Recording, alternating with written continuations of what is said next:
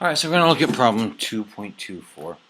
And so what we have is a light plane must reach a speed of 40 meters per second for takeoff. So we have our plane. Let's get our plane, the runway. At some point it needs to reach a velocity of 40 meters per second. And it's going to take off. How long of a runway is needed if the constant acceleration so it's going to accelerate in this direction of 2.7 meters per second squared. So this will be our direction of A, our final velocity 40 meters per second, our initial velocity V naught equals 0. And so we need to figure out how long this runway needs to be so that it just makes it over the runway. And so we have a constant acceleration here. So we get those nice 4 equations.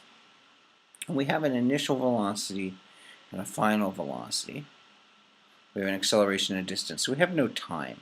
So our best bet is to use V final squared equals V initial squared plus 2 times the acceleration times the change in distance, or displacement.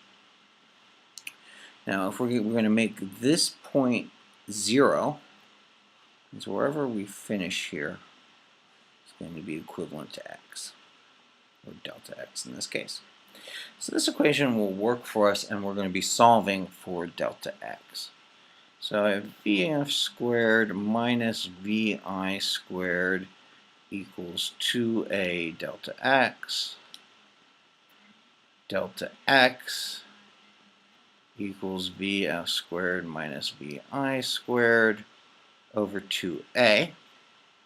But vi is 0.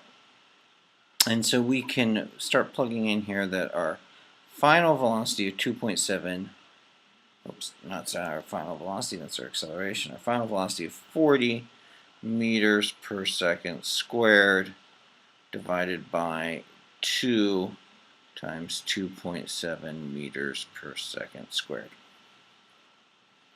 And plugging this all into our calculator, here, so 40 squared divided by 2, 2.7. And let me get there, what did I do? There we go.